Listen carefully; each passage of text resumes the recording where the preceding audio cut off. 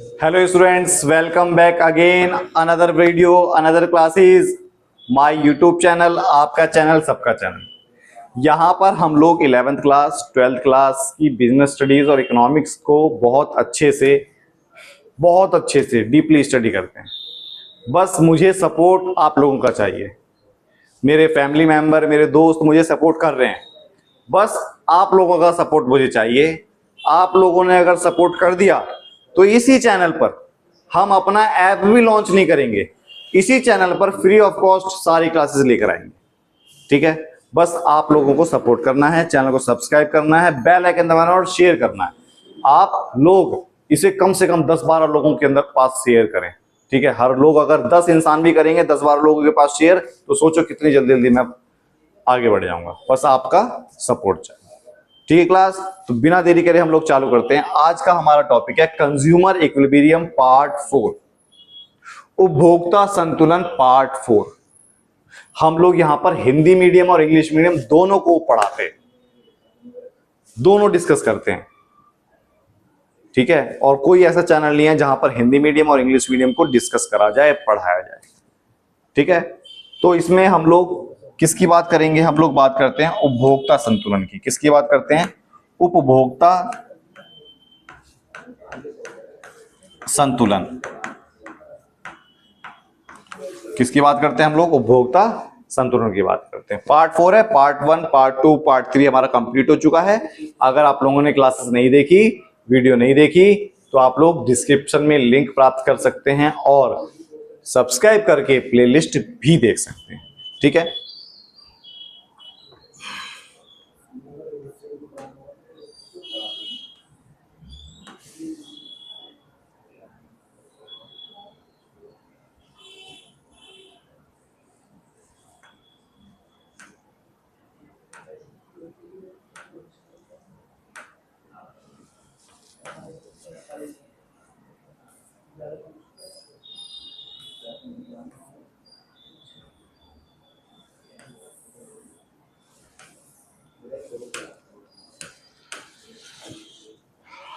आज का जो हम लोगों का टॉपिक है वो है बजट लाइन, मतलब बजट रेखा, बजट लाइन।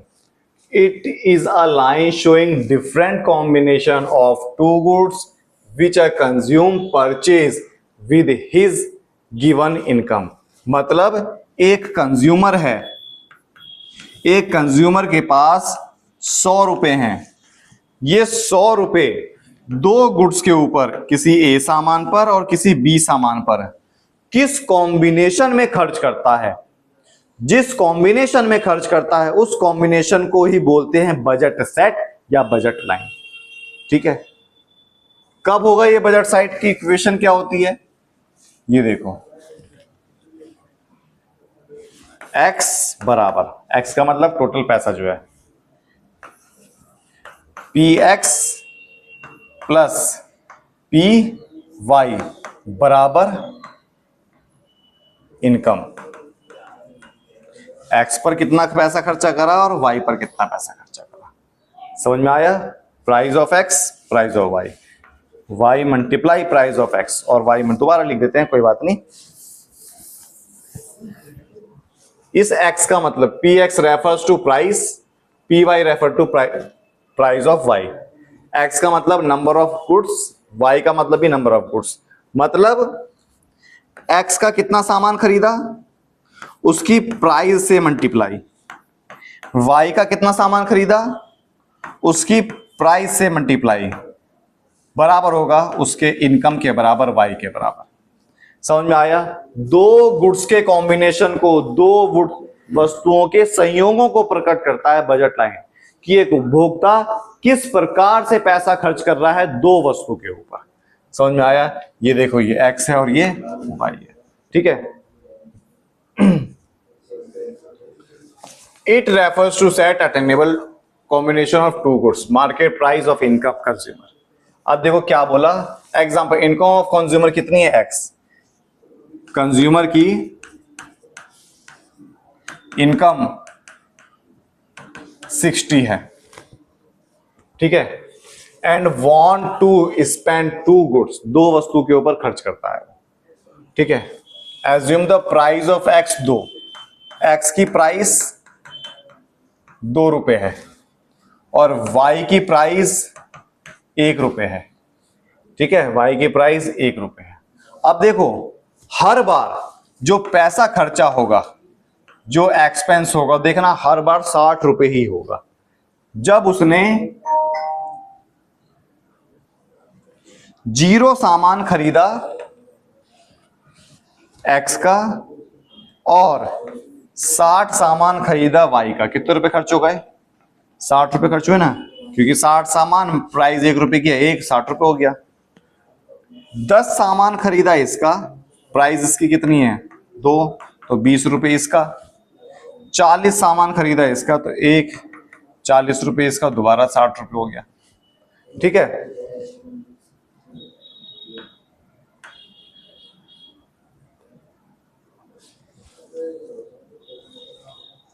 समझ में आया? अब फिर उसके बाद ये देखो, फिर 20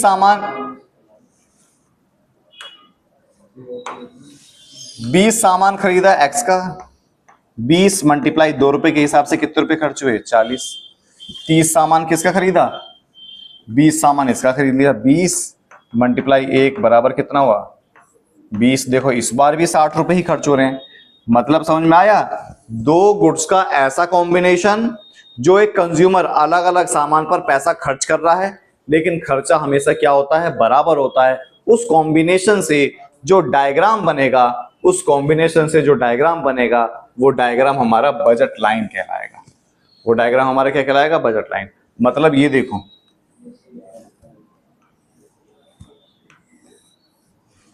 कोई सा भी पॉइंट है, सब पर वो 60 रुपए ही खर्च कर रहा है। कोई सा ही पॉइंट है, सब पर वो क्या कर रहा है? 60 रुपए ही खर्च कर रहा है। ये हमारा बजट लाइन कहलाया। अटेनेबल और फिजिबल का मतलब क्या होता है? Combination are those combination two goods which can be purchase the consumer within the given of income. मतलब एक कंज्यूमर के पास जो इनकम है, उस इनकम से वो कितने कॉम्बिनेशन बना सकता है सामान खरीदने के, उसे बोलते हैं attainable consumers. Unattainable combination are those which can not be purchase. ऐसा कॉम्बिनेशन जो परचेज ही ना कर सके। जैसे 60 रुपए हैं, 0 सामान खरीदा या 60 सामान खरीदा, अब ये था।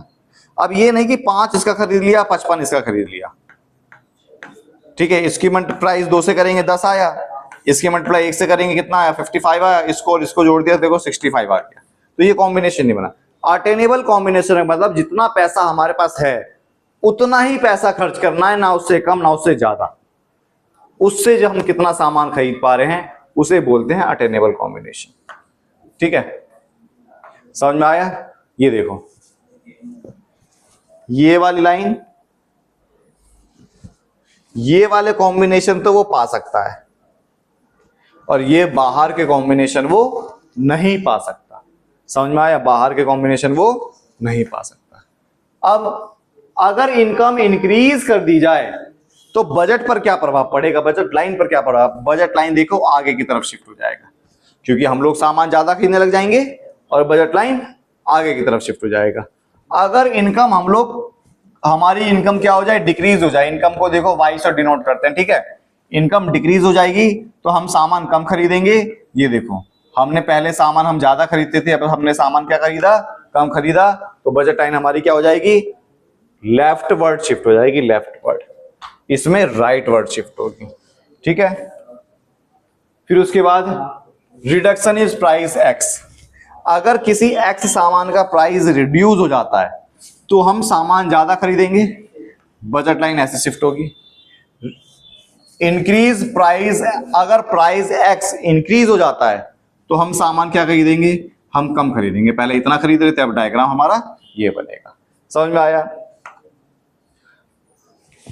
प्राइस वाई जो है वो इंक्रीज हो जाए, सॉरी डिक्रीज हो जाए, ठीक है, तो हम लोग वाई का सामान ज्यादा खरीदेंगे और उसकी प्राइस इंक्रीज हो जाए तो हम वाई का सामान कम खरीदेंगे, ठीक है।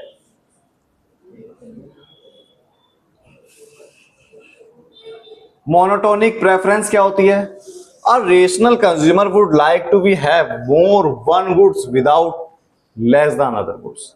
मतलब एक कंज्यूमर है, वो दो सामान खरीदता है, एक्स और वाई। वाई में कोई चेंज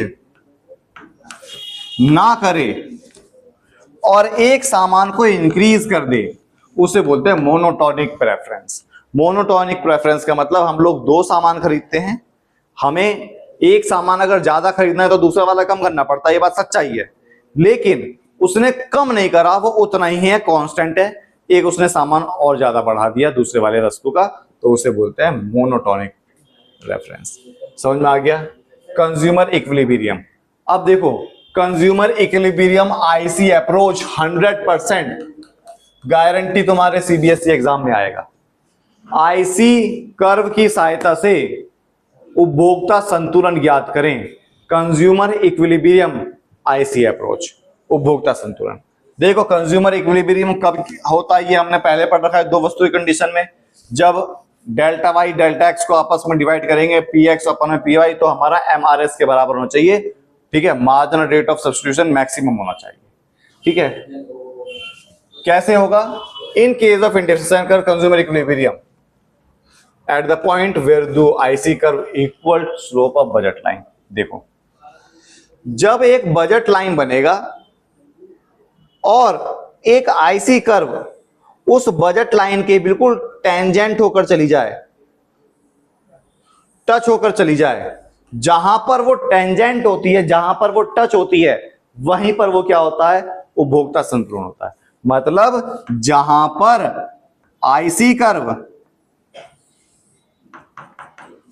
बजट लाइन को टच कर दे, वहां पर हमारा इक्विलिब्रियम पाएगा, संतुलन पाया जाएगा। ये देखो, जहां ये टच नहीं कर रही ना, ये काट रही है, ये काट नहीं रही। मैंने बोला ना काटना है, काटने का मतलब वो वाला काटना नहीं, यहां पर काटना, डायग्राम को काटना। ठीक है, जहां पर टेंजेंट होगा, टच होगा, जहां पर बजट लाइन टच करेगी आपस में, सिर्फ छू कर निकलेगी, छू कर सख्त से निकल जाना है ना, तो वही क्या हमारा ये है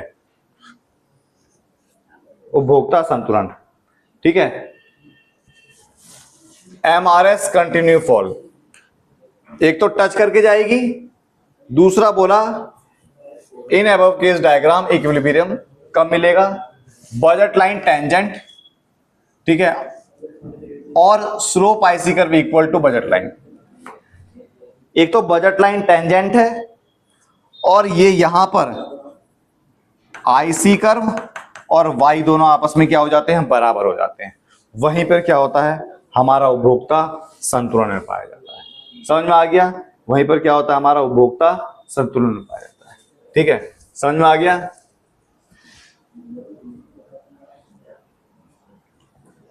ठीक है, तो हम लोगों का आज जो है, हमने बजट लाइन, बजट सेट को हमने कंप्लीट करा।